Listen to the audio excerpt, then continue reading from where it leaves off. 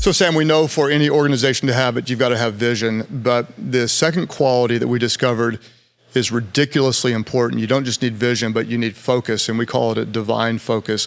The vision kind of informs where you're going, but the focus eliminates the distractions and keeps you lasered in on what matters. And this was a game-changing breakthrough for us when in the early years, we tried to do everything. And by everything, I meant we tried to do everything from like sports ministry, busing ministry, drama ministry, marriage ministry, concerts, conferences, and the list went on and on. And somewhere along the way, I think we read Colin's book, Good to Great, and he asked the question, what can you be the best at in the world? And we decided that if you're gonna focus on everything, you're not gonna do anything well. We were gonna get focused. Tell me a little bit about the story of what we discovered along the way and the radical move that we made. So I remember the conversation we had, and you're right. We were doing all sorts of stuff. I think you rightly identified we were getting burned out. Yes. And it was people were tired, but we were tired doing a lot of good things. Correct. Probably not the right things.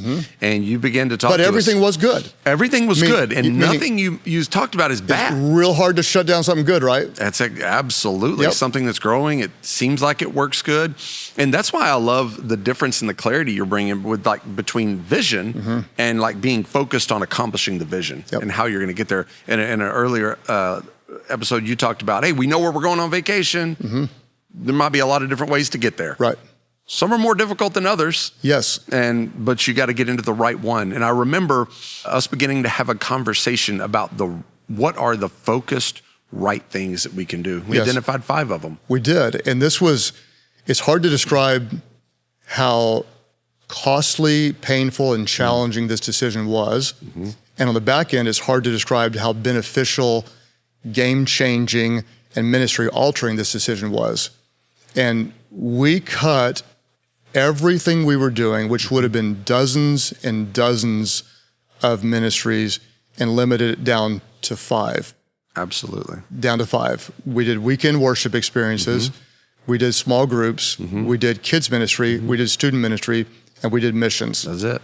What about single adult ministry? No. What about car care? No. What about marriage retreats? No. What about kids retreats off to other places? No. What about conferences for single adults? What about worship nights? And the list went on, and we did none of those things. It's true. And talk to me about what that did to the staff. Was it good, hard, easy, bad, confusing? What did it do?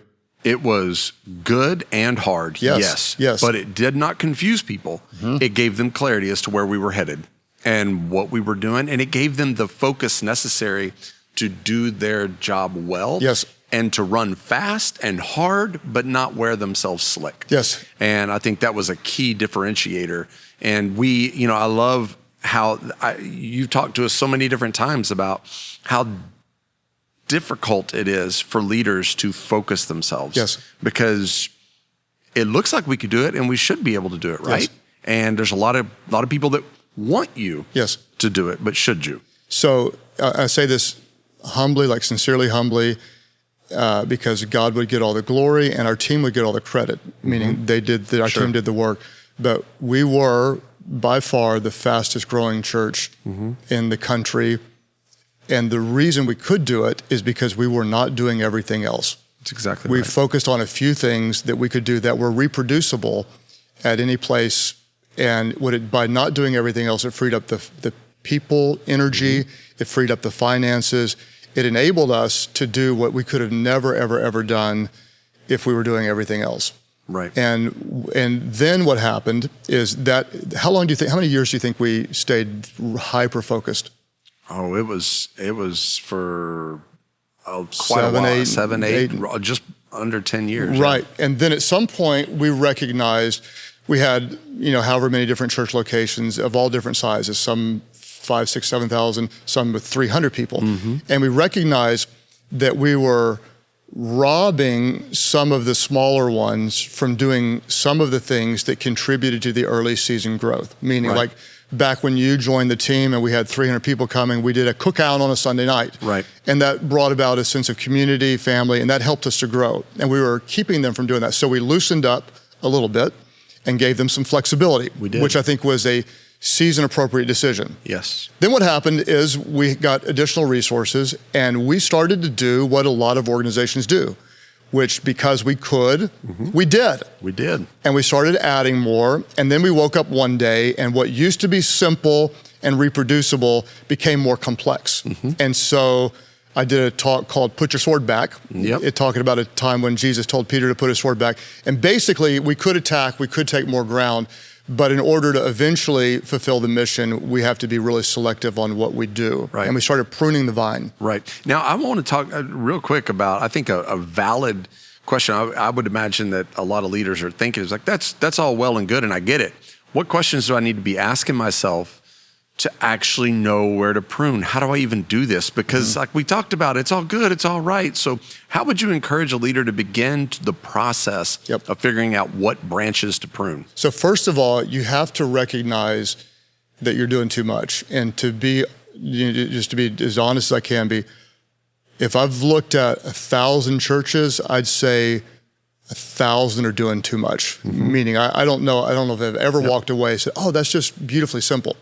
Meaning us too. It's Absolutely. Like the trajectory is always toward more. The trajectory is always toward complicated. Growth creates complexity, and complexity kills growth. So anything growing becomes more complex. So we have to recognize we're doing too much. We're doing things that are good, but not best. Right. And you have to have the courage to make some really, really, really hard decisions. And they're super hard decisions. How do you get there?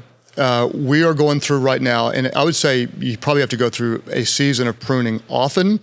There may be a season of pruning, and there may be a season of like, sometimes you get out the clippers, and sometimes you get out an axe. And some may need to get out an axe, and you need to determine that.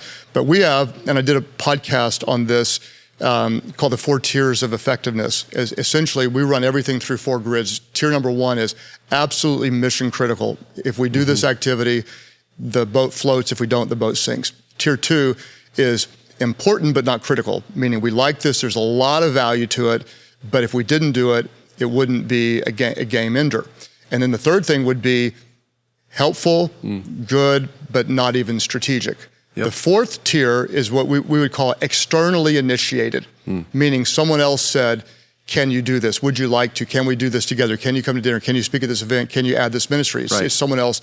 It's not vision driven, it's externally initiated. So what I would recommend is that leaders at some point bring out the axe and chop a lot off. At other seasons, prune and run everything through the 4 tiers. Is this mission critical? If it is, it's a yes. If it's level 2 or down, it's questionable. If it's level 3 or 4, you may do a few of those, but if you're doing very many of them, you will not be focused. Absolutely. And I think it's the idea of pruning branches. If you think about it, you prune a tree every year. Every year, that during growth season, right before growth season, you prune. And I find that it's almost like for us in a divine way, God does that for us time and time again. Over 24 years now, even longer, we've seen all these seasons. Right before the church's growth comes a season of pruning. For sure. So, but pruning can be hard and it can be difficult. I want you to speak to a part of, I think one of the things that you've done well in that is when we go into a pruning season, that as the leader, you're willing to prune things that matter to you, because you know what? It's always easy to prune somebody else's tree. So it sounds like you're referring to a conversation we might have had like way back yesterday. Hey, absolutely, way back yesterday. So let's just be as real as we can be. So right now we're in discussion of having a pruning season. Absolutely. And one of the things that probably needs to go is something that matters a lot to me and to my family. And so as we're looking at, if I want to lead well in helping the team be strategic and wise, I need to be the one that leads with the first sacrifice. And so I offered up Isaac on the table yesterday. And for those that don't know, a biblical reference is basically I offered up something that would be very important to me and said, that'll be the first thing to go. And ultimately, even though it would be a little bit difficult, a little bit sad, it's also really, really exciting because we know what's on the other side. And so what I want to do is encourage every leader listening right now, if you haven't had a really, really hard pruning season, the trajectory is never towards simplicity, it's always toward complexity. And just because you could doesn't mean you should. We don't grow with our yeses, we grow with our nos. To truly be great, you're not going to be great at everything. If you're doing a lot, you're not going to be good at anything. We want to cut back so that we can grow. And so I would encourage you that if you want to have it, you got to have vision. If you want to have it, you got to have focus. You want to lose it, then don't focus, do a lot, and I promise you you'll lose it. If you want to get it back, it's time to focus. And when you're focused, you can get it back.